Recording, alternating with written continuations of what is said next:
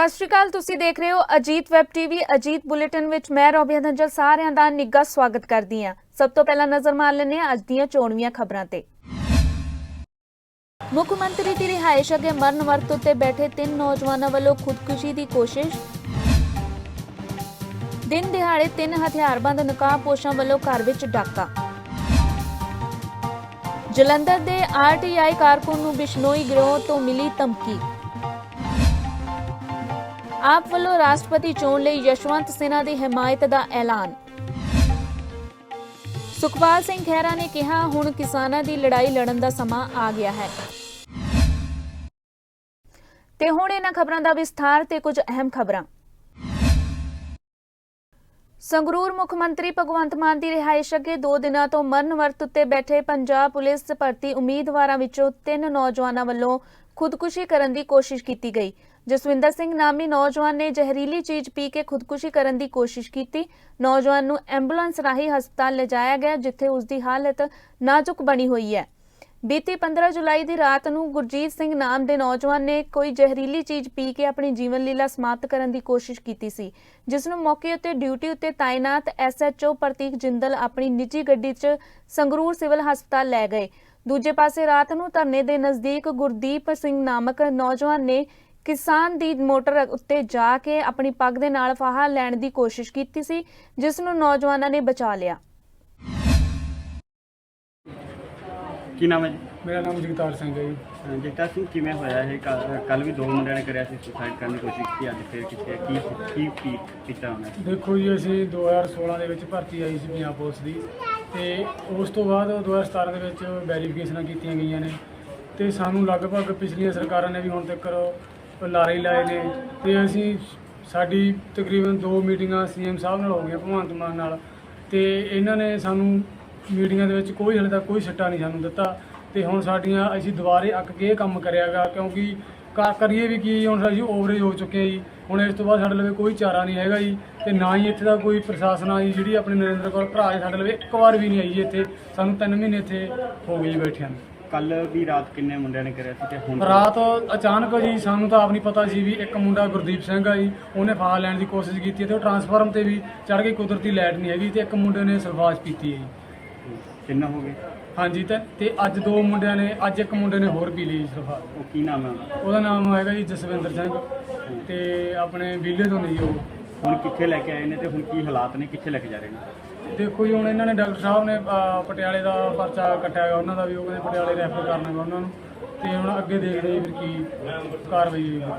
ਪਰ ਸਾਡਾ ਇੱਥੇ ਕੋਈ ਸਿੱਟਾ ਨਹੀਂ ਨਿਕਲੇ ਸਾਨੂੰ ਜਿੰਨੀ। ਪਰ ਅੱਜ 12 ਵਜੇ ਦਾ ਇੱਕ ਅਲਟੀਮੇਟਮ ਦਿੱਤਾ ਸੀਗਾ, ਉਦੋਂ ਐਸਪੀ ਸਾਹਿਬ ਆਏ ਸੀ ਤੁਹਾਨੂੰ ਪ੍ਰਸ਼ਾਸਨ, ਤੇ ਉਹਨਾਂ ਨੇ ਸਾਨੂੰ ਵਿਸ਼ਵਾਸ ਦਵਾਇਆ। ਐਸਡੀਐਮ ਸਾਹਿਬ ਆਏ ਸੀ ਤੇ ਐਸਪੀ ਸਾਹਿਬ ਚੀਮਾ ਸਾਹਿਬ ਆਏ ਸੀ, ਉਹਨਾਂ ਨੇ ਸਾਨੂੰ ਵਿਸ਼ਵਾਸ ਦਵਾਇਆ ਵੀ ਤੁਸੀਂ ਇਹੋ ਜਿਹਾ ਕਦਮ ਨਾ ਚੁੱਕਿਓ, ਵੀ ਕੋਈ ਗੱਲ ਨਹੀਂ, ਅਸੀਂ ਸੋਨਾ ਪੀਸਫੁਲੀ ਤੁਸੀਂ ਬੈਠੋ, ਅਸੀਂ ਗੱਲਬਾਤ ਕਰਦੇ ਹਾਂ, ਉਹਦੀ ਤੁਹਾਡੇ ਮੈਸੇਜ ਅੱਗੇ ਲਾਉਂਦੇ ਹਾਂ ਜੀ। ਉਹਨਾਂ ਨੇ ਸਾਨੂੰ ਉਹਨਾਂ 'ਤੇ ਹੀ ਭਰੋਸਾ ਕੀਤਾ ਗਾ, ਪਰ ਫਿਰ ਵੀ ਸਾਡੇ ਇੱਕ ਕੈਂਡੀਡੇਟ ਨੇ ਸਲਫਾਜ਼ਾਂ ਦੀ ਪੀ ਲਈ, ਤੇ ਬਾਕੀ ਹੁਣ ਅਸੀਂ ਬੈਠੇ ਹੀ ਦੇਖੋ ਕੀ ਸਾਡਾ ਹੱਲ ਕਰਦੇ ਨੇ। ਇਹ ਵਿਸ਼ਵਾਸ ਦਿਵਾਉਣ ਤੋਂ ਬਾਅਦ ਵੀ ਇਹ ਕਦਮ ਚੁੱਕਣਾ ਠੀਕ ਸਮਝਦੇ ਹੋ, ਕਿਉਂਕਿ ਸਰਕਾਰ ਗੱਲ ਕਰਨ ਨੂੰ ਤਿਆਰ ਨਹੀਂ ਹੈਗੀ, ਜਾਂ ਕੀ ਲੱਗਦਾ ਤੁਹਾਨੂੰ?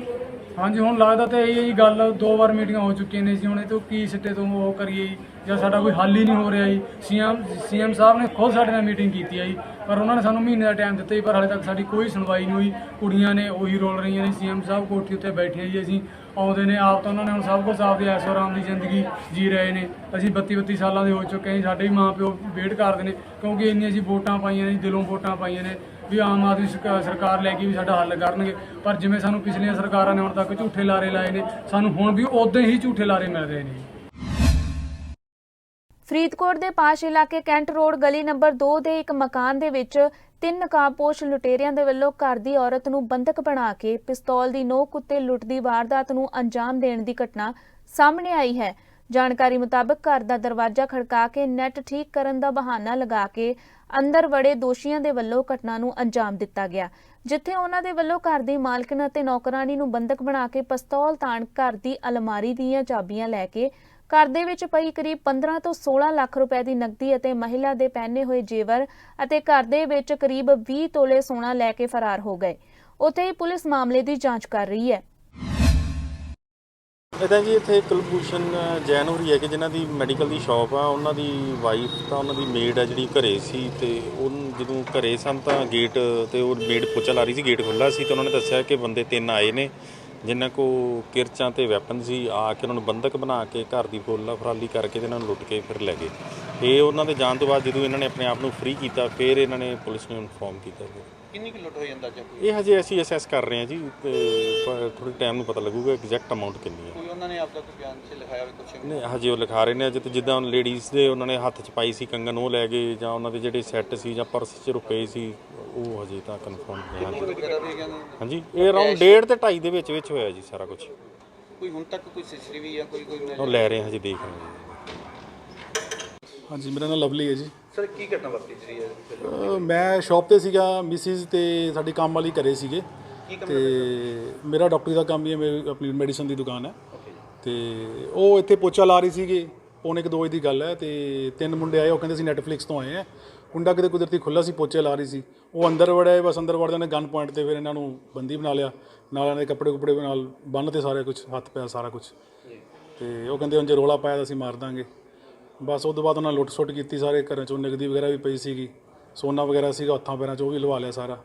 ਤੇ ਤਕਰੀਬਨ ਕੋਈ 2:30 ਵਜੇ ਦੇ ਕਰੀਬ ਮੈਨੂੰ ਫੋਨ ਆਇਆ ਦੁਕਾਨ ਤੇ ਕਿਸੇ ਦਾ, ਵੀ ਤੁਹਾਡੇ ਘਰੇ ਇਸ ਤਰ੍ਹਾਂ ਹੋ ਗਈ, ਮਿਸਿਸ ਤੁਹਾਡੇ ਰੋ ਰਹੇ ਆ। ਤੇ ਮੈਂ ਬਸ ਉਹ 2:30 ਵਜੇ ਸਿੱਧਾ ਇੱਥੇ ਆਇਆ। ਮਤਲਬ ਕੱਪੜੇ ਵਗੈਰਾ ਉਹਨਾਂ ਨੇ ਮੂੰਹ ਮਾਰ ਲਪੇਟੇ ਹੋਏ ਸੀਗੇ। ਮਿਸਿਸ ਦੱਸਦੇ ਵੀ 3 ਜਣੇ ਸੀਗੇ। ਵੀ ਕੁੱਟਮਾਰ ਵੀ ਕੀਤੀ ਗਈ ਹੈ? ਕੁੱਟਮਾਰ ਵੀ ਕੀਤੀ ਹੈ, ਗੰਡਾਸਾ ਗੰਡੂਸਾ ਵੀ ਮਾਰਿਆ ਸੀਗਾ, ਤੇ ਹੱਥਾਂ ਪੈਰਾਂ ਦੇ ਟਾਂਕੇ ਵਗੈਰਾ ਲੱਗੇ ਹੋਣ ਉਹਨਾਂ ਦੇ। ਕੋਈ ਅਪਰੋਕਸੀਮੇਟਲੀ ਦੱਸ ਸਕਦੇ ਕਿੰਨੀ ਕੁ amount ਦਾ ਨੁਕਸਾਨ ਹੋ ਚੁੱਕਾ? ਅਮਾਊਂਟ ਇਹ ਸੀ, ਮੈਂ ਬੈਂਕ 'ਚੋਂ ਕਢਵਾਇਆ ਸੀ ਐਕਚੁਅਲੀ। ਮੈਂ ਪਲਾਟ ਲਿੱਤਾ ਇੱਥੇ, ਉਹਦਾ ਥੋੜ੍ਹੀ ਮੈਂ ਰਜਿਸਟਰੀ ਕਰਾਉਣੀ ਸੀ, ਉਹਦੀ ਨਗਦੀ ਮੈਂ ਲੈ ਕੇ ਆਇਆ ਸੀਗਾ। ਤੇ ਕੁਛ ਉਹਨਾਂ ਘਰੇ ਪਈ ਹੁੰਦੀ ਨਗਦੀ ਵਗੈਰਾ, ਬਸ ਉਹ ਸਾਰਾ ਕੁਝ ਸੀਗਾ। ਕੋਈ ਅਪਰੋਕਸੀਮੇਟਲੀ ਅੰਦਾਜ਼ਾ ਕੋਈ ਦੱਸ ਸਕਦੇ? ਅੰਦਾਜ਼ਾ ਬਚਾਈ ਜੀ 15 ਕੁ ਲੱਖ ਰੁਪਏ ਹੈਗਾ ਸੀ। 10 ਮੇਰੇ ਕੋਲ ਨਗਦ ਪਿਆ ਸੀ ਘਰੇ, 5 ਮੈਂ ਲਿੱਤਾ ਪਲਾਟ ਵਾਸਤੇ। ਮੈਂ ਕੱਲ੍ਹ ਪਰਸੋਂ ਕਢਵਾ ਕੇ ਲੈ ਕੇ ਆਇਆ। ਇਸ ਤੋਂ ਇਲਾਵਾ ਗੋਲਡ ਵਗੈਰਾ ਵੀ ਕਹਿੰਦੇ? ਗੋਲਡ ਸੀਗੇ 2 ਉਹਨਾਂ ਦੇ ਕੜੇ ਸੀਗੇ, ਉਹ ਹੈਗਾ ਤਕਰੀਬਨ। ਸੀ ਜਿਹਨੂੰ ਪਤਾ ਸੀ ਵੀ ਪੈਸੇ ਲੈ ਕੇ ਆਏ? ਦੇਖੋ ਜੀ, ਜਿਸ ਤਰ੍ਹਾਂ ਦਾ ਕੰਡੀਸ਼ਨ ਅੰਦਰ ਮੈਂ ਦੇਖੀ ਹੈ, ਜਿਵੇਂ ਚਾਬੀਆਂ ਚੁੱਬੀਆਂ ਉਹਨਾਂ ਨੇ ਲੱਭੀਆਂ, ਐਂ ਲੱਗਦਾ ਜਿਵੇਂ ਕੋਈ ਜਾਣ ਪਛਾਣ ਵਾਲਾ ਹੀ ਹੋਊਗਾ, ਕੋਈ ਜਿਹਨੂੰ ਪਤਾ ਹੋਊਗਾ ਇੱਥੇ ਚੀਜ਼ ਪਈ ਹੈ। ਜਲੰਧਰ 'ਚ ਆਰਟੀਆਈ ਕਾਰਕੁਨ ਨੂੰ ਇੱਕ ਫੋਨ ਕਾਲ ਆਈ, ਜਿਸ ਦੇ ਵਿੱਚ ਉਕਤ ਵਿਅਕਤੀ ਵੱਲੋਂ ਖੁਦ ਨੂੰ ਲਾਰੈਂਸ ਬਿਸ਼ਨੋਈ ਦਾ ਭਰਾ ਅਨਮੋਲ ਬਿਸ਼ਨੋਈ ਦੱਸਦੇ ਹੋਏ ਧਮਕੀ ਦਿੱਤੀ ਗਈ। ਇਸ ਸੰਬੰਧੀ ਉਕਤ ਪੀੜਤ ਸਿਮਰਨਜੀਤ ਸਿੰਘ ਦਾ ਕਹਿਣਾ ਹੈ ਕਿ ਜਦੋਂ ਉਹ ਚੰਡੀਗੜ੍ਹ ਤੋਂ ਜਲੰਧਰ ਵੱਲ ਨੂੰ ਆ ਰਿਹਾ ਸੀ ਤਾਂ ਉਸ ਨੂੰ ਕੁਰਾਲੀ ਦੇ ਨਜ਼ਦੀਕ ਇੱਕ ਫੋਨ ਕਾਲ ਆਈ ਸੀ, ਜਿਸ ਦੇ ਵਿੱਚ ਉਸ ਨੂੰ ਫੋਨ ਕਰਨ ਵਾਲੇ ਨੇ ਖੁਦ ਨੂੰ ਅਨਮੋਲ ਬਿਸ਼ਨੋਈ ਦੱਸਿਆ। ਇਸ ਦੌਰਾਨ ਉਸਨੇ ਜਾਨੋਂ ਮਾਰਨ ਦੀ ਧਮਕੀ ਵੀ ਦਿੱਤੀ। नहीं, आप मतलब लॉरेंस बिश्नोई के जो मासी का लड़का है वो बोल रहे हो? वो सचिन नहीं, मैं उसका सगा भाई बोल रहा हूँ। आपका क्या नाम है? अनमोल। अच्छा, अनमोल बिश्नोई। हाँ जी। तो भाई ऐसे है, वो तो वापस नहीं हो सकती दोनों। ठीक है फिर, ओके, हम आपको करके दिखा देंगे जो करना है। ਮੇਰਾ ਨਾਮ ਸਿਮਰਨਜੀਤ ਹੈ, ਆਰਟੀਆਈ ਐਕਟਿਵਿਸਟ ਜਲੰਧਰ ਤੋਂ। ਮੈਂ ਪਰਸੋਂ ਦੀ ਗੱਲ ਹੈ, ਮੈਂ ਚੰਡੀਗੜ੍ਹ ਗਿਆ ਹੋਇਆ ਸੀ ਇੱਕ ਬਹੁਤ ਵੱਡੇ ਮੁੱਦੇ ਦੇ ਉੱਤੇ। ਮੰਤਰੀ ਸਾਹਿਬ ਨੂੰ ਮਿਲ ਕੇ ਰੀਪ੍ਰੈਜ਼ੈਂਟੇਸ਼ਨ ਦਿੱਤੀ ਵੀ ਇਹਦੀ ਇਨਕੁਆਇਰੀ ਖਿਲਾਓ। ਉਹਨਾਂ ਨੂੰ ਜਦੋਂ ਮੈਂ ਮਿਲ ਕੇ ਵਾਪਸ ਜਲੰਧਰ ਆ ਰਿਹਾ ਸੀਗਾ, ਤੇ ਰਸਤੇ 'ਚ ਕੁਰਾਲੀ ਦੇ ਨਜ਼ਦੀਕ ਪਹੁੰਚਿਆ ਜਦੋਂ ਮੈਨੂੰ ਇੱਕ ਬਾਹਰ ਦੇ ਨੰਬਰ ਤੋਂ, ਕੈਨੇਡਾ ਦੇ ਨੰਬਰ ਤੋਂ ਕਾਲ ਆਉਂਦੀ ਹੈ। ਜਦੋਂ ਮੈਂ ਕਾਲ ਨੂੰ ਪਿਕ ਕਰਦਾ, ਉਹ ਕਹਿੰਦਾ ਸਿਮਰਨਜੀਤ ਬੋਲ ਰਹੇ ਹੋ? ਜਦੋਂ ਹੀ ਮੈਂ ਹਾਂ ਕਹਿੰਦਾ, ਉਹ ਕਹਿੰਦਾ ਗੰਦੀ ਸ਼ਬਦਾਵਲੀ ਔਰ ਗਾਲਾਂ ਦੀ ਵਰਤੋਂ ਕਰਦਾ ਹੈ। ਉਸ ਤੋਂ ਬਾਅਦ ਮੈਂ ਉਹਨੂੰ ਕਹਿੰਦਾ ਭਾਈ ਸਾਹਿਬ ਥੋੜਾ ਆਰਾਮ ਸੇ ਬਾਤ ਕਰੋ, ਅਗਰ ਆਰਾਮ ਸੇ ਬਤਾਓਗੇ ਤਾਂ ਪਤਾ लगेगा, क्योंकि वो हिंदी बोल रहा ਸੀ। वो कहता है बाकी तुम जलंधर में जो मर्जी करी जाओ, लेकिन हमारे जब बंदे को छेड़ोगे तो तुमको ठोकेंगे। मैंने कहा ऐसी क्या बात हो गई जो तुम बोल कौन रहे हो? कहता मैं लॉरेंस बिश्नोई का भाई बोल रहा हूँ, अनमोल बिश्नोई। जो कि थोड़ी देर बाद उन्होंने मैं दोबारा वैरीफाई किया। मैं जान बुझ के जो मैंने लगा मजाकिया जा लगा, मैं क्या तुम उसके मासी के बेटे बोल रहे हो? कहता नहीं, वो सचिन बिश्नोई है, मैं उसका सगा भाई अनमोल बिश्नोई बोल रहा। मैनू थोड़ा जिहा फिर सीरीयसनेस लगी भी इनू उहदे मासी दे बेटे का भी नाम पता है ਔਰ ਕਈ ਵਾਰੀ ਬੰਦਾ ਘਬਰਾ ਜਾਂਦਾ ਕਿ ਮਾਸੀ ਦੇ ਮੁੰਡਾ ਕਿਹੜਾ ਹੈ, ਉਹਦਾ ਕਿਹੜਾ ਨਹੀਂ ਹੈ, ਜੇ ਕੋਈ ਫੇਕ ਹੁੰਦਾ। ਮੈਨੂੰ ਉੱਥੋਂ ਇੱਕ ਅੰਦੇਸ਼ਾ ਜਿਹਾ ਹੋਇਆ ਕਿ ਵੀ ਵਾਕਈ ਉਹਦੇ ਪਰਿਵਾਰ ਦੇ ਜਿਹੜਾ ਵੀ ਬੰਦਾ ਬੋਲ ਰਿਹਾ ਨਜ਼ਦੀਕ ਬੋਲ ਰਿਹਾ, ਜਿਹਨੂੰ ਉਹਦੇ ਮਾਸੀ ਦੇ ਮੁੰਡੇ ਦਾ ਨਾਂ ਵੀ ਪਤਾ, ਮੈਨੂੰ ਹੀ ਨਹੀਂ ਪਤਾ ਹੈਗਾ, ਨੈੱਟ ਤੇ ਵੀ ਕਿਸੇ ਨੂੰ ਪਤਾ ਐਡਾ कि वो सचिन बिश्नोई ਉਹਦੇ ਮਾਸੀ ਦਾ ਮੁੰਡਾ। मैं क्या तो आप चाहते क्या हो? कहता एक 66 फुट रोड पे धनाल कलां रोड पे कॉलोनी है जिसकी तुमने शिकायत कर रखी है और उसके ऊपर पर्चा दर्ज करने के हुक्म हुए हैं, तुम उस शिकायत को वापस लोगे। मतलब ये नहीं कह रहा कि ले लोगे कि नहीं, वो आदेश दे रहा मैनू लोगे। और दूसरा तुम्हारे पास जो 66 फुट रोड की बिल्डिंग का बयाना है उसको तुम वापस करोगे, आदेश दे रहा जगह। मैं क्या अच्छा, मैं कहा भाई साहब ऐसे है, ये काम तो नहीं होगा, ये नहीं हो सकता। कहता अच्छा फिर थोड़ा दलेर होके रहना, ऐदा कुछ उन्हें वर्ड हिंदी का यूज़ किया भाई। मैं क्या कोई बात नहीं, मैं दलेर हूँ भाई। कहता ठीक है, फिर सीधा गोली की आवाज़ ही आएगी। मैं क्या छाती पे मारना, पीठ पे वार मत करना। कहता बता के थोड़ी आएंगे। मैं क्या बता के मत आना चाहिए, वो आप चोरी छिपे ही मारते हो, लेकिन वार छाती पे करना, पीठ पे मत करना। ਰਾਸ਼ਟਰਪਤੀ ਚੋਣ ਨੂੰ ਲੈ ਕੇ ਆਮ ਆਦਮੀ ਪਾਰਟੀ ਦੀ PAC ਦੀ ਅੱਜ ਦਿੱਲੀ ਵਿੱਚ ਅਹਿਮ ਮੀਟਿੰਗ ਹੋਈ, ਜਿਸ ਦੇ ਵਿੱਚ ਕਮੇਟੀ ਦੇ ਸਾਰੇ 11 ਮੈਂਬਰ ਹਾਜ਼ਰ ਸਨ। ਮੀਟਿੰਗ ਦੇ ਵਿੱਚ ਰਾਸ਼ਟਰਪਤੀ ਚੋਣ ਵਿੱਚ ਯਸ਼ਵੰਤ ਸਿਨਹਾ ਨੂੰ ਹਿਮਾਇਤ ਦੇਣ ਦਾ ਐਲਾਨ ਕੀਤਾ ਗਿਆ। ਆਮ ਆਦਮੀ ਪਾਰਟੀ ਦੇ ਰਾਜ ਸਭਾ ਮੈਂਬਰ ਸੰਜੇ ਸਿੰਘ ਨੇ ਕਿਹਾ ਕਿ ਪਾਰਟੀ ਦੀ ਸਿਆਸੀ ਮਾਮਲਿਆਂ ਬਾਰੇ ਕਮੇਟੀ ਦੀ ਮੀਟਿੰਗ ਆਮ ਆਦਮੀ ਪਾਰਟੀ ਦੇ ਕੌਮੀ ਪ੍ਰਧਾਨ ਤੇ ਦਿੱਲੀ ਦੇ ਮੁੱਖ ਮੰਤਰੀ ਅਰਵਿੰਦ ਕੇਜਰੀਵਾਲ ਦੀ ਅਗਵਾਈ ਹੇਠ ਹੋਈ। ਮੀਟਿੰਗ ਦੇ ਵਿੱਚ ਸਰਬਸੰਮਤੀ ਦੇ ਨਾਲ ਫੈਸਲਾ ਲਿਆ ਗਿਆ ਕਿ ਅਸੀਂ ਰਾਸ਼ਟਰਪਤੀ ਚੋਣ ਦੇ ਵਿੱਚ ਵਿਰੋਧੀ ਧਿਰ ਦੇ ਉਮੀਦਵਾਰ ਯਸ਼ਵੰਤ ਸਿਨਹਾ ਦੀ ਹਿਮਾਇਤ ਕਰਾਂਗੇ। आम आदमी पार्टी के राष्ट्रीय अध्यक्ष और दिल्ली के माननीय मुख्यमंत्री अरविंद केजरीवाल जी के अध्यक्षता में पार्टी की पॉलिटिकल अफेयर्स कमेटी की मीटिंग हुई और एक मत से पॉलिटिकल अफेयर्स कमेटी ने पार्टी के राष्ट्रीय अध्यक्ष अरविंद केजरीवाल जी ने तय किया है कि इस चुनाव में महामहिम राष्ट्रपति पद के लिए जो चुनाव हो रहा है, उस चुनाव में हम लोग विपक्ष के उम्मीदवार यशवंत सिन्हा जी का समर्थन करेंगे। हम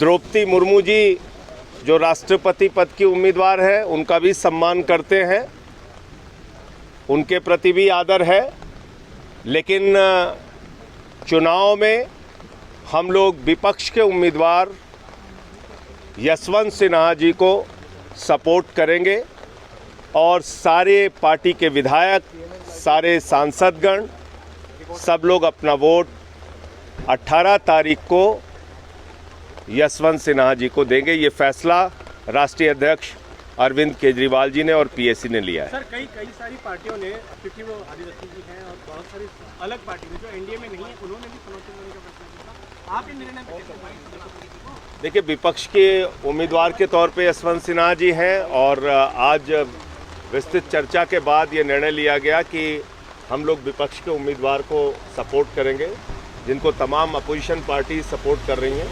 तो इस आधार पर हमने निर्णय लिया। सवाल कि प्रधानमंत्री जी ने कहा कि मुफ्त की रेवड़ियाँ बांटने वाली जो पार्टियां हैं वो एक्सप्रेस वे नहीं बनाएंगी, सिर्फ मुफ्त में कोई काम नहीं होगा। इस पे कभी अलग से बताऊंगा। ਕਾਂਗਰਸ ਆਗੂ ਸੁਖਪਾਲ ਸਿੰਘ ਖਹਿਰਾ ਨੇ ਆਲ ਇੰਡੀਅਨ ਕਾਂਗਰਸ ਫਾਰਮਰਜ਼ ਦਾ ਪ੍ਰਧਾਨ ਬਣਾਏ ਜਾਣ ਤੋਂ ਬਾਅਦ ਕਿਹਾ ਕਿ ਹੁਣ ਕਿਸਾਨਾਂ ਦੀ ਲੜਾਈ ਲੜਨ ਦਾ ਸਮਾਂ ਆ ਗਿਆ ਹੈ। ਪੰਜਾਬ ਦੇ ਕਿਸਾਨਾਂ ਦੇ ਮੁੱਦੇ ਉੱਤੇ ਆਮ ਆਦਮੀ ਪਾਰਟੀ ਅਤੇ ਭਾਜਪਾ ਦੀ ਕੇਂਦਰ ਸਰਕਾਰ ਦੋਵੇਂ ਹੀ ਫੇਲ ਹੋ ਚੁੱਕੀਆਂ ਹਨ। ਉਹਨਾਂ ਨੇ ਕਿਹਾ ਕਿ ਪੰਜਾਬ ਸਰਕਾਰ ਵੱਲੋਂ ਪੰਜਾਬ ਦੇ ਕਿਸਾਨਾਂ ਦੇ ਲਈ ਮੂੰਗੀ ਦੀ ਖਰੀਦ ਨੂੰ ਮਨਜ਼ੂਰੀ ਦਿੱਤੀ ਗਈ ਸੀ, ਜਦੋਂ ਕਿ ਪੰਜਾਬ ਦੇ ਕੁੱਲ ਬਜਟ ਦੇ ਵਿੱਚ ਸਿਰਫ 3 ਵੱਡੇ ਪਿੰਡਾਂ ਦਾ ਰਕਬਾ ਹੀ ਬਣਦਾ ਹੈ, ਜਿਨ੍ਹਾਂ ਦਾ ਰਕਬਾ ਪਾਸ ਕੀਤਾ ਗਿਆ ਸੀ। ਸੁਖਪਾਲ ਖਹਿਰਾ ਨੇ ਕਿਹਾ ਕਿ ਆਉਣ ਵਾਲੇ ਦਿਨਾਂ ਦੇ ਵਿੱਚ ਹੁਣ ਉਹਨਾਂ ਦੀਆਂ ਜ਼ਿੰਮੇਵਾਰੀਆਂ ਵੱਧ ਗਈਆਂ ਨੇ ਤੇ ਇਸ ਦੇ ਲਈ ਉਹ ਕਿਸਾਨਾਂ ਦੇ ਹੱਕ ਦੇ ਲਈ ਲੜਨਗੇ ਅਤੇ ਕਿਸਾਨਾਂ ਦੇ ਲਈ ਲੜਨਗੇ। ਸਭ ਤੋਂ ਪਹਿਲਾਂ ਮੈਂ ਧੰਨਵਾਦ ਕਰਦਾ ਆਪਣੀ ਪਾਰਟੀ ਦੀ ਲੀਡਰਸ਼ਿਪ ਦਾ, ਸੋਨੀਆ ਗਾਂਧੀ ਜੀ ਦਾ, ਰਾਹੁਲ ਗਾਂਧੀ ਜੀ ਦਾ, ਵੈਨਿਊ ਗੋਪਾਲ ਸਾਡੇ ਜਿਹੜੇ ਆਰਗੇਨਾਈਜੇਸ਼ਨ ਦੇ ਜਨਰਲ ਸੈਕਟਰੀ ਨੇ, ਜਿਨ੍ਹਾਂ ਨੇ ਮੇਰੇ ਤੇ ਭਰੋਸਾ ਕਰਕੇ ਇੱਕ ਵੱਡੀ ਜ਼ਿੰਮੇਵਾਰੀ ਦਿੱਤੀ ਆ ਸਾਰੇ ਦੇਸ਼ ਦੇ ਕਿਸਾਨਾਂ ਤੇ ਖੇਤ ਮਜ਼ਦੂਰਾਂ ਨੂੰ ਸੰਗਠਿਤ ਕਰਨਾ, ਇਹਨਾਂ ਨੂੰ ਇਕੱਠੇ ਕਰਕੇ ਔਰ ਦੇਸ਼ ਦੀ ਸਰਕਾਰ ਨੂੰ ਮਜਬੂਰ ਕਰਨਾ ਵਾ ਕਿ ਇਹਨਾਂ ਦੀ ਵੀ ਗੱਲ ਸੁਣੋ। ਅਸਲ ਭਾਰਤ ਵਿੱਚ ਕੀ ਹੋ ਰਿਹਾ ਪਿਛਲੇ ਕਾਫੀ ਦਹਾਕਿਆਂ ਤੋਂ ਕਿ ਇੱਥੇ ਸਿਰਫ ਤੇ ਸਿਰਫ ਕਾਰਪੋਰੇਟ ਘਰਾਣਿਆਂ ਦੀ ਗੱਲ ਚੱਲ ਰਹੀ ਹੈ। ਇੱਥੇ ਐਗਰੀਕਲਚਰ ਜਿਹੜਾ ਹੈ, ਜਿਹੜਾ 60 ਤੋਂ 70% ਜਿਹੜਾ ਇੰਡੀਆ ਹੈ ਉਹ ਪਿੰਡਾਂ 'ਚ ਵੱਸਦਾ ਵਾ, ਲੇਕਿਨ ਫੋਕਸ ਸਾਰਾ ਸ਼ਹਿਰਾਂ ਦੇ ਵਿੱਚ ਵੀ ਆ। ਸ਼ਹਿਰਾਂ ਵਿੱਚੋਂ ਵੀ ਚੁਣ ਕੇ ਚੰਦ ਕਾਰਪੋਰੇਟ ਘਰਾਣਿਆਂ ਦਾ ਵਾ। ਮੈਂ ਹੁਣੇ ਕੋਟ ਕੀਤਾ ਵਾ ਕਿ ਪਿਛਲੇ 10 ਸਾਲਾਂ 'ਚ ਇਸ ਦੇਸ਼ ਦੀ ਸਰਕਾਰ ਨੇ, ਕੇਂਦਰ ਸਰਕਾਰ ਨੇ 12 ਲੱਖ ਕਰੋੜ ਰੁਪਏ ਰਾਈਟ ਆਫ ਕੀਤਾ ਵੱਡੇ ਘਰਾਣਿਆਂ ਦਾ। ਆ ਜਿਹੜੇ ਅਡਾਨੀਜ਼ ਤੇ ਅੰਬਾਨੀਜ਼ ਨੇ 12 ਲੱਖ ਕਰੋੜ ਰੁਪਇਆ। ਔਰ ਕਦੀ ਉਹ ਬਹਾਨਾ ਬਣਾਉਂਦੇ ਕਿ ਐਨਪੀਏ ਹੋ ਗਿਆ ਅਕਾਊਂਟ, ਜੇ ਅਸੀਂ ਆਪਣੇ ਬੈਂਕਾਂ ਦੀ ਇਕਨੋਮੀ ਬਚਾਉਣੀ, ਜਦ ਕਿ ਇਹਦੇ ਮੁਕਾਬਲੇ ਤੇ ਪੰਜਾਬ ਜਿਹੜਾ ਕਿ ਸਭ ਤੋਂ ਅਗਾਂਹ ਵਧੂ ਸੂਬਾ ਖੇਤੀ 'ਚ, ਇਹਦਾ 1 ਲੱਖ ਕਰੋੜ ਰੁਪਈਆ ਇਹਦਾ ਸਾਰੇ ਕਿਸਾਨਾਂ ਦਾ ਕਰਜ਼ਾ ਉਹ ਕਦੀ ਮਾਫ ਨਹੀਂ ਕਰਨਗੇ। ਇੱਧਰ 12 ਲੱਖ ਕਰੋੜ ਰੁਪਈਆ ਮਾਫ ਕਰਤਾ, ਉਧਰ 1 ਲੱਖ ਕਰੋੜ ਨਹੀਂ ਮਾਫ ਕਰਨਗੇ। ਇਸ ਲਈ ਔਰ ਜਿਹੜਾ ਪਿਛਲੇ ਬਜਟ ਵਿੱਚ ਇਕੱਲੇ 2020-21 ਦੇ ਵਿੱਚ 2 ਲੱਖ ਕਰੋੜ ਰੁਪਇਆ ਮਾਫ ਕੀਤਾ ਗਿਆ ਵਾ। ਸੋ ਸਾਡਾ ਯਤਨ ਹੋਊਗਾ ਕਿ ਕਿਸਾਨਾਂ ਦੇ ਤੇ ਖੇਤ ਮਜ਼ਦੂਰਾਂ ਦੇ ਮੁੱਦੇ ਜਿਹੜੇ ਨੇ ਉਹ ਕੇਂਦਰ ਦੇ ਸਾਹਮਣੇ ਰੱਖੇ ਜਾਣ। ਸਵਾਮੀਨਾਥਨ ਕਮੇਟੀ ਦੀ ਰਿਪੋਰਟ ਜਿਹੜੀ ਆ ਬੀਜੇਪੀ ਨੇ ਆਪ ਪ੍ਰੋਮਿਸ ਕੀਤਾ ਸੀਗਾ, ਉਹ ਜਿਹੜਾ ਰਿਪੋਰਟ ਆ ਲਾਗੂ ਕੀਤੀ ਜਾਵੇ। ਜਿਹੜੀ ਮਿਨੀਮਮ ਸਪੋਰਟ ਪ੍ਰਾਈਸ ਆ ਉਹ ਸਾਰੇ ਇਨਪੁਟਸ ਨੂੰ ਕੈਲਕੂਲੇਟ ਕਰਕੇ ਉਹਨੂੰ 50% ਓਵਰ ਐਂਡ ਅਬਵ ਦਿੱਤਾ ਜਾਵੇ। ਅੱਜ ਕਣਕ ਦਾ ਭਾਅ ਜਿਹੜਾ ਵਾ ਉਹ 2000 ਰੁਪਏ ਕੁਇੰਟਲ ਆ ਮੋਟੇ ਤੌਰ ਤੇ। ਅੱਜ ਅਗਰ ਸਵਾਮੀਨਾਥਨ ਕਮੇਟੀ ਦਾ ਫਾਰਮੂਲਾ ਲਾਗੂ ਕੀਤਾ ਜਾਵੇ ਤਾਂ ਇਹਦਾ ਭਾਅ ਚਾਹੀਦਾ ਹੈਗਾ 4000 ਰੁਪਏ ਕੁਇੰਟਲ। ਤੁਸੀਂ ਯਾਦ ਕਰੋ ਅੱਛੀ ਤਰ੍ਹਾਂ ਨਾਲ, ਪ੍ਰਾਈਸ ਇੰਡੈਕਸ, ਇਨਫਲੇਸ਼ਨ, ਜਦ ਤੱਕ ਸਰਕਾਰਾਂ ਇਹਨੂੰ ਕੈਲਕੂਲੇਟ ਨਹੀਂ ਕਰਨਗੀਆਂ ਉਦੋਂ ਤੱਕ ਕਿਸਾਨ ਤੇ ਖੇਤ ਮਜ਼ਦੂਰ ਖੁਸ਼ਹਾਲ ਨਹੀਂ ਹੋਵੇਗਾ। 50 ਸਾਲ ਪਹਿਲਾਂ ਇੱਕ ਤੋਲਾ ਸੋਨਾ ਲੈਣ ਵਾਸਤੇ 3 ਕੁਇੰਟਲ ਕਣਕ ਵੇਚਣੀ ਪੈਂਦੀ ਸੀ। 50 ਸਾਲ ਬਾਅਦ ਜਦ ਸਾਰੀ ਦੁਨੀਆ ਤਰੱਕੀ ਕਰ ਗਈ ਆ, ਸਾਨੂੰ ਵੀ ਤਰੱਕੀ ਕਰਨੀ ਚਾਹੀਦੀ ਸੀ। ਹੁਣ ਅਸੀਂ 1 ਤੋਲਾ ਸੋਨਾ ਖਰੀਦਣਾ ਹੋਵੇ ਤਾਂ ਸਾਨੂੰ 25 ਕੁਇੰਟਲ ਕਣਕ ਵੇਚਣੀ ਪੈਂਦੀ ਹੈ। ਬਸ ਇੱਥੋਂ ਅੰਦਾਜ਼ਾ ਲਾ ਲਓ ਕਿ ਕਿਸ ਤਰ੍ਹਾਂ ਪੀਸਿਆ ਗਿਆ ਕਿਸਾਨ ਇਸ ਦੇਸ਼ ਵਿੱਚ। ਇਹ ਸਾਰੇ ਨੂੰ ਅੱਗੇ ਲੈ ਕੇ ਆਉਣ ਵਾਸਤੇ, ਕਿਸਾਨਾਂ ਦੀਆਂ ਗੱਲਾਂ ਕਹਿਣ ਵਾਸਤੇ, ਉਹਨਾਂ ਨੂੰ ਸੰਘਰਸ਼ ਦੇ ਰਾਹ ਤੇ ਲਿਆਉਣ ਵਾਸਤੇ, ਕੇਂਦਰ ਸਰਕਾਰ ਨੂੰ ਮਜਬੂਰ ਕਰਨ ਵਾਸਤੇ ਜਿਹੜੀ ਮੈਨੂੰ ਜ਼ਿੰਮੇਵਾਰੀ ਦਿੱਤੀ ਗਈ ਹੈ, ਮੈਨੂੰ ਇਮਾਨਦਾਰੀ ਤੇ ਤਨਦੇਹੀ ਤੇ ਨਿਡਰਤਾ ਨਾਲ ਨਿਭਾਉਣ ਦੀ ਕੋਸ਼ਿਸ਼ ਕਰੂੰਗਾ। 1 ਸਾਲ ਪੁਰਾਣੇ ਜਬਰ ਜਨਾਹ ਮਾਮਲੇ ਦੇ ਵਿੱਚ ਨਾਮਜ਼ਦ ਸਾਬਕਾ ਵਿਧਾਇਕ ਸਿਮਰਨਜੀਤ ਸਿੰਘ ਬੈਂਸ ਆਵਾਜ਼ ਦਾ ਨਮੂਨਾ ਦੇਣ ਦੇ ਲਈ ਤਿਆਰ ਨਹੀਂ ਹਨ। ਉਹਨਾਂ ਨੂੰ 2 ਦਿਨ ਦਾ ਪੁਲਿਸ ਰਿਮਾਂਡ ਖਤਮ ਹੋਣ ਉੱਤੇ ਅੱਜ ਮੁੜ ਅਦਾਲਤ ਦੇ ਵਿੱਚ ਪੇਸ਼ ਕੀਤਾ ਗਿਆ। ਜਾਂਚ ਅਧਿਕਾਰੀਆਂ ਨੇ ਇਸ ਸੰਬੰਧੀ ਅਦਾਲਤ ਨੂੰ ਦੱਸਿਆ ਤੇ ਜਾਂਚ ਅੱਗੇ ਵਧਾਉਣ ਦੇ ਲਈ ਮੁੜ ਤੋਂ 2 ਦਿਨ ਦਾ ਪੁਲਿਸ ਰਿਮਾਂਡ ਹਾਸਲ ਕੀਤਾ, ਜਦੋਂ ਕਿ ਬੈਂਸ ਦੇ 4 ਸਾਥੀਆਂ ਨੂੰ 4 ਦਿਨਾਂ ਜੁਡੀਸ਼ੀਅਲ ਰਿਮਾਂਡ ਉੱਤੇ ਭੇਜਿਆ ਗਿਆ ਹੈ। ਪੁਲਿਸ ਵੱਲੋਂ 2 ਦਿਨ ਦਾ ਪੁਲਿਸ ਰਿਮਾਂਡ ਦੀ ਰਿਕੁਐਸਟ ਕੀਤੀ ਗਈ ਸੀ। ਕਾਫੀ ਨਵੇਂ ਤੱਥ ਸਾਹਮਣੇ ਆਏ ਸੀ ਜਿਨ੍ਹਾਂ ਦੇ ਬਿਨਾਂ ਤੇ ਪੁਲਿਸ ਰਿਮਾਂਡ ਮੰਗੀ ਗਈ ਸੀ। ਸਿਮਰਜੀਤ ਸਿੰਘ ਬੈਂਸ ਜਿਹੜੇ ਅਕਿਊਜ਼ਡ ਹੈ, ਇਹਨਾਂ ਦਾ 2 ਦਿਨ ਦਾ ਪੁਲਿਸ ਰਿਮਾਂਡ ਦਿੱਤਾ ਗਿਆ। ਬਾਕੀ 4 ਨੂੰ ਜੁਡੀਸ਼ੀਅਲ ਕਸਟਡੀ ਵਿੱਚ ਭੇਜ ਦਿੱਤਾ ਗਿਆ। ਸੈਂਟਰਲ ਜੇਲ੍ਹ 14 ਦਿਨ। ਕਿੰਨੇ ਦਿਨ ਦਾ ਮੰਗਿਆ ਗਿਆ ਸੀ ਰਿਮਾਂਡ? 2 ਦਿਨਾਂ ਦਾ ਹੀ ਮੰਗਿਆ ਗਿਆ ਸੀ ਤੇ 2 ਦਿਨਾਂ ਦਾ ਹੀ ਦਿੱਤਾ ਗਿਆ। ਜਿਹੜੇ ਹੋਰ ਬਰਾਮਦਗੀਆਂ ਜਿਹੜੀਆਂ ਹੋਰ ਪਾਈਆਂ ਹੈਗੀ, ਕਿਹੜੇ ਬੇਸਿਸ ਤੇ ਰਿਮਾਂਡ ਮੰਗਿਆ ਗਿਆ ਸੀ? ਇਹ ਤਫਤੀਸ਼ ਦੀ ਗੱਲ ਹੈ। ਇਹ ਜਦੋਂ ਮੁੱਕੂਗੀ, ਕਿਤੇ ਮੁੱਢਲੇ ਪਾਸੇ ਕਿਤੇ ਜਾਊਗੀ, ਫਿਰ ਤੁਹਾਨੂੰ ਦੱਸ ਪਾਵਾਂਗੇ। ਹਜੇ ਜੁਡੀਸ਼ੀਅਲ ਰਿਮਾਂਡ ਬਾਕੀ ਸਾਰਿਆਂ ਨੂੰ ਜੁਡੀਸ਼ੀਅਲ ਰਿਮਾਂਡ ਭੇਜ ਦਿੱਤਾ ਗਿਆ ਸੈਂਟਰਲ ਜੇਲ੍ਹ। ਕੁਝ ਜਿਹੜੇ ਦੌਰਾਨ ਤਫਤੀਸ਼ ਕੁਝ ਨਵੇਂ ਮੁੱਦੇ ਜਿਹੜੇ ਸਾਹਮਣੇ ਆਏ ਆ, ਕੁਝ ਨਵੀਆਂ ਗੱਲਾਂ ਜਿਹੜੀਆਂ ਸਾਹਮਣੇ ਆਏ, ਜਿਹੜੀਆਂ ਮੈਂ ਤੁਹਾਨੂੰ ਪਹਿਲਾਂ ਦੱਸ ਰਿਹਾ ਸੀ ਕਿ ਬਾਕੀ ਸਟੇਟਾਂ ਤੋਂ ਜਿਹੜੇ ਇਹਨਾਂ ਤੇ ਪਰਚੇ ਕਰਾਏ ਗਏ ਆ ਤੇ ਕੰਪਲੇਂਟਸ ਦਿੱਤੀਆਂ ਗਈਆਂ, ਇਹ ਪੁਲਿਸ ਵੱਲੋਂ ਜਦ ਇਹਨਾਂ ਦੀ ਤਫਤੀਸ਼ ਕੀਤੀ ਗਈ, ਇਹ ਸਾਰੇ ਕੇਸਾਂ ਦੇ ਵਿੱਚ ਕੰਪਲੇਨੈਂਟਸ ਗੈਰ ਹਾਜ਼ਰ ਹੈ। ਕਿਸੇ ਇੱਕ ਕੇਸ ਦੇ ਵਿੱਚ ਵੀ ਕੰਪਲੇਨੈਂਟ ਆਪਣੀ ਦੂਜੀ ਸਟੇਟਮੈਂਟ ਵੀ ਦੇਣ ਨਹੀਂ ਆਇਆ। ਇਹ ਕਾਫੀ ਕੁਝ ਕਹਿੰਦਾ ਇਹਨਾਂ ਦੇ ਕਾਗਜ਼ੀ ਰੇਪ ਦੀ ਐਲੀਗੇਸ਼ਨਸ ਬਾਰੇ। ਹੁਣ ਜਦ ਇਹ ਚੀਜ਼ਾਂ ਹੋ ਗਈਆਂ, ਇਹ ਨਵੀਆਂ ਚੀਜ਼ਾਂ, ਇਹਦੇ ਬਿਨਾਂ ਤੇ ਰਿਮਾਂਡ ਮੰਗਿਆ ਗਿਆ ਸੀ। ਸਿਮਰਜੀਤ ਸਿੰਘ ਬੈਂਸ ਦਾ ਰਿਮਾਂਡ ਦਿੱਤਾ ਗਿਆ, ਬਾਕੀ ਨੂੰ ਜੁਡੀਸ਼ੀਅਲ ਭੇਜਿਆ। ਪਿਛਲੀ ਤਰੀਕ ਤੁਸੀਂ ਕਹੀ ਸਹਿਯੋਗ ਨਹੀਂ ਦੇ ਰਹੇ, ਕੀ ਇਸ ਵਾਰ ਸਹਿਯੋਗ ਜਿਹੜਾ ਜਾਂ ਜਾਂਚ ਦੇ ਵਿੱਚ? ਮੈਂ ਪਿਛਲੀ ਤਰੀਕ ਤੁਹਾਨੂੰ ਇਹ ਵੀ ਦੱਸਿਆ ਸੀ ਕਿ ਜੇ ਇਹਨਾਂ ਨੇ ਸਹਿਯੋਗ ਦੇਣਾ ਹੁੰਦਾ ਤਾਂ ਪਹਿਲੇ ਮੌਕੇ ਸਰੈਂਡਰ ਕਰਦੇ, ਪਹਿਲੇ ਮੌਕੇ ਸਾਰਾ ਕੁਝ ਕਰਦੇ। ਇਹਨਾਂ ਨੇ ਨਾ ਸਹਿਯੋਗ ਦੇਣਾ, ਨਾ ਕਦੇ ਦੇਣਗੇ। ਇਹ ਤਾਂ ਪੁਲਿਸ ਨੂੰ ਤਕਨੀਕੀ ਤਫਤੀਸ਼ ਕਰਨੀ ਪੈ ਰਹੀ ਹੈ ਤੇ ਉਹ ਕਰ ਰਹੇ ਆ। ਸਾਰਾ ਕੁਝ ਉਹਨਾਂ ਦੇ ਬਿਨਾਂ ਤੇ ਹੋ ਰਿਹਾ।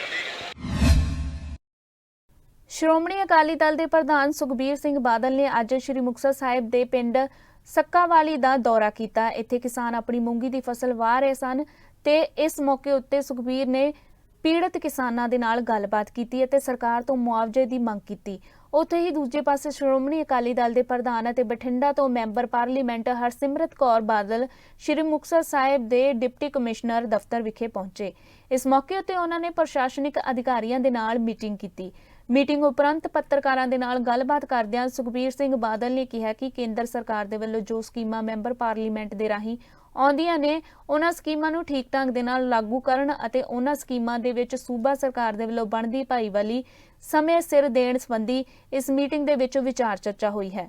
ਅਤੇ ਆਉਣ ਵਾਲੇ ਸਮੇਂ ਦੇ ਵਿੱਚ ਇਹਨਾਂ ਸਕੀਮਾਂ ਦੇ ਉੱਤੇ ਪੂਰੀ ਤਰ੍ਹਾਂ ਨਜ਼ਰਸਾਨੀ ਰੱਖੀ ਜਾਵੇਗੀ ਤਾਂ ਜੋ ਇਹਨਾਂ ਸਕੀਮਾਂ ਦਾ ਲਾਭ ਉਸ ਹਰ ਵਰਗ ਨੂੰ ਮਿਲ ਸਕੇ।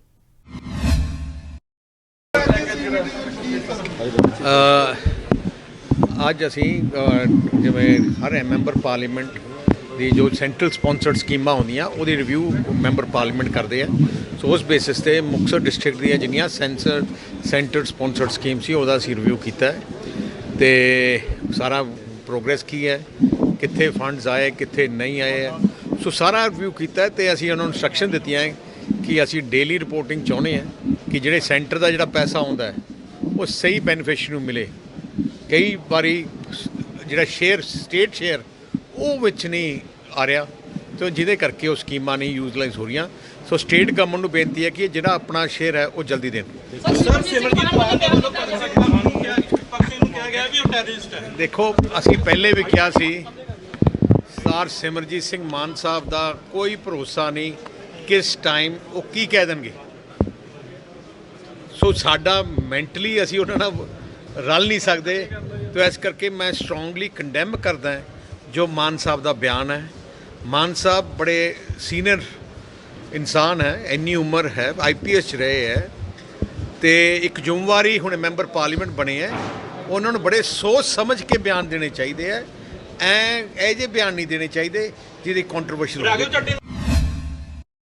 ਬਠਿੰਡਾ ਵਿੱਚ ਲਗਾਤਾਰ ਮੋਟਰਸਾਈਕਲ ਚੋਰੀ ਦੇ ਵੱਧਦੇ ਮਾਮਲਿਆਂ ਨੂੰ ਠੱਲ ਪਾਉਂਦੇ ਹੋਏ ਕੋਤਵਾਲੀ ਪੁਲਿਸ ਦੇ ਵੱਲੋਂ 5 ਮੈਂਬਰੀ ਮੋਟਰਸਾਈਕਲ ਚੋਰ ਗਿਰੋਹ ਦਾ ਪਰਦਾਫਾਸ਼ ਕੀਤਾ ਗਿਆ ਹੈ।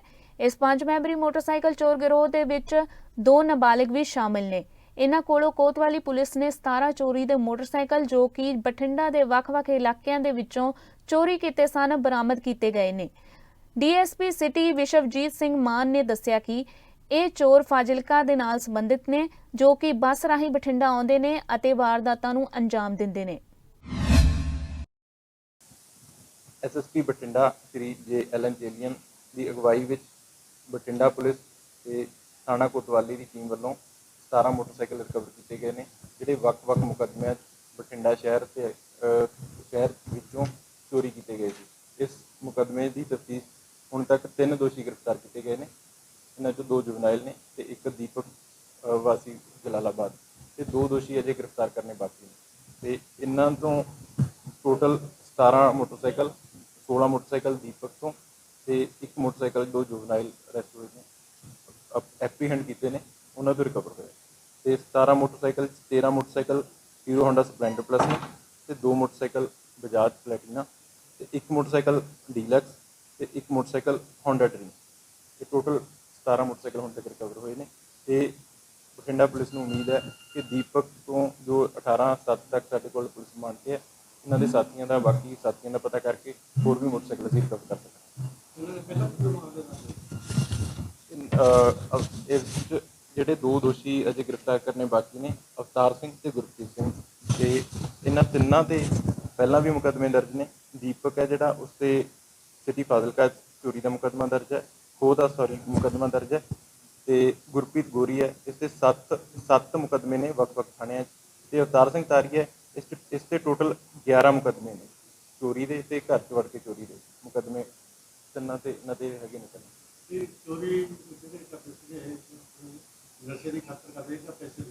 ਇਹ ਅਜੇ ਤੱਕ ਦੀ ਤਫਤੀਸ਼ ਸਾਹਮਣੇ ਆਇਆ ਕਿ ਪੈਸੇ ਦੀ ਖਾਤਰ ਹੀ ਚੋਰੀ ਕਰ ਰਹੇ ਸੀ ਤੇ ਇਹਨਾਂ ਨੇ ਇੱਕ ਕਿਰਾਏ ਤੇ ਮਕਾਨ ਲਿਆ ਹੋਇਆ ਸੀ। ਸਾਰੇ ਮੋਟਰਸਾਈਕਲ ਉੱਤੇ ਜਲਾਲਾਬਾਦ ਇਹਨਾਂ ਨੇ ਉੱਤੇ ਰੱਖੇ ਹੋਏ ਸੀ ਤੇ ਉੱਥੋਂ ਅਸੀਂ ਰਿਕਵਰ ਕੀਤੇ ਨੇ। ਇਹ ਜਲਾਲਾਬਾਦ ਦੇ ਹਾਲਾਬਾਦ ਸਾਰੇ ਜਲਾਲਾਬਾਦ ਦੇ ਨੇ। ਵਾਰਦਾਤ ਇਹ ਪਬਲਿਕ ਟਰਾਂਸਪੋਰਟ ਤੇ ਕਿਸੇ ਬੱਸ ਤੇ ਜਾਂ ਕਿਤੇ ਬੱਸ ਤੇ ਆ ਕੇ ਕਿਸੇ ਤਰੀਕੇ ਆ ਕੇ ਇੱਥੋਂ ਮੋਟਰਸਾਈਕਲ ਚੋਰੀ ਕਰਕੇ ਫਿਰ ਮੋਟਰਸਾਈਕਲ ਤੇ ਚਲੇ ਜਾਂਦੇ ਸੀ। ਅਜੇ ਜਿਹੜੇ ਮੋਟਰਸਾਈਕਲ ਇਹ ਰਿਕਵਰ ਹੋਏ ਨੇ ਇਹ ਅਜੇ ਵੇਚੇ ਨਹੀਂ ਸੀ ਤੇ ਇਹ ਇਹਨਾਂ ਤੋਂ ਜਿਹੜਾ ਇਹਨਾਂ ਨੇ ਕਿਰਾਏ ਤੇ ਘਰ ਰੱਖਿਆ ਸੀ ਉੱਥੋਂ ਰਿਕਵਰ ਹੋਏ ਨੇ। ਫਿਲਹਾਲ ਟੋਟਲ 1 ਬੰਦਾ ਅਰੈਸਟ ਤੇ 2 ਐਪਰੀਹੈਂਡ ਜਿਹੜੇ ਜੁਰਨਲ ਨੇ ਐਪਰੀਹੈਂਡ ਕੀਤੇ ਗਏ ਨੇ ਤੇ 2 ਅਜੇ ਇਹਨਾਂ 'ਚ ਅਰੈਸਟ ਕਰਨੇ ਬਾਕੀ ਨੇ। ਡੰਗਰਾਂ ਲਈ ਖੇਤਾਂ ਵਿੱਚ ਘਾਹ ਖੋਦ ਰਹੀ ਔਰਤ ਦੀ ਸੱਪ ਦੇ ਡਸਣ ਦੇ ਕਾਰਨ ਮੌਤ ਹੋ ਗਈ। ਮ੍ਰਿਤਕ ਮਹਿਲਾ ਦੀ ਉਮਰ ਕਰੀਬ 40 ਸਾਲ ਦੱਸੀ ਜਾ ਰਹੀ ਹੈ ਜੋ ਕਿ ਆਪਣੇ ਪਿੱਛੇ 3 ਬੱਚਿਆਂ ਨੂੰ ਛੱਡ ਗਈ ਹੈ। ਖੇਤਾਂ ਵਿੱਚ ਮ੍ਰਿਤਕ ਦੇ ਨਾਲ ਕੰਮ ਕਰ ਰਹੀ ਦੂਜੀ ਔਰਤ ਨੇ ਦੱਸਿਆ ਕਿ ਉਹ ਦੋਵੇਂ ਖੇਤਾਂ ਦੇ ਵਿੱਚ ਘਾਹ ਖੋਦ ਰਹੀਆਂ ਸਨ। ਕਿ ਅਚਾਨਕ ਸੱਪ ਨੇ ਗੁਰਜੀਤ ਕੌਰ ਦੇ ਡੰਗ ਮਾਰਿਆ, ਜਿਸ ਤੋਂ ਮੌਕੇ ਉੱਤੇ ਹੀ ਕੁਝ ਲੋਕਾਂ ਦੀ ਮਦਦ ਦੇ ਨਾਲ ਪਿੰਡ ਦੇ ਇੱਕ ਵਿਅਕਤੀ ਦੇ ਕੋਲ ਦੇਸੀ ਇਲਾਜ ਵੀ ਕਰਵਾਇਆ ਗਿਆ, ਪਰ ਹਾਲਤ ਗੰਭੀਰ ਹੋਣ ਦੇ ਕਾਰਨ ਉਸ ਨੂੰ ਬਠਿੰਡਾ ਦੇ ਸਿਵਲ ਹਸਪਤਾਲ ਵਿੱਚ ਲਿਜਾਂਦਾ ਗਿਆ, ਜਿੱਥੇ ਡਾਕਟਰਾਂ ਦੇ ਵੱਲੋਂ ਉਸ ਨੂੰ ਬਚਾਉਣ ਦੀ ਪੂਰੀ ਕੋਸ਼ਿਸ਼ ਕੀਤੀ ਗਈ, ਪਰ ਉਸ ਦੀ ਮੌਤ ਹੋ ਗਈ। मेरा नाम डॉक्टर दीपतन है जी। मैं एज एमरजेंसी मेडिकल ऑफिसर से काम करता हूँ। एक पेशेंट आया अपने को गुरप्रीत कौर, ठीक है, गुरजीत कौर एलर्जी हिस्ट्री होती सी स्नैक बाइट पॉइजनिंग की, ठीक है, और जस्ट गैस्पिंग स्टेज पर आई है, ठीक है। असी पूरा जोर लगा रहे हैं जी, ठीक है, कि उन्हें बचाया जा सके, पर हालात उसके बहुत गंभीर ने।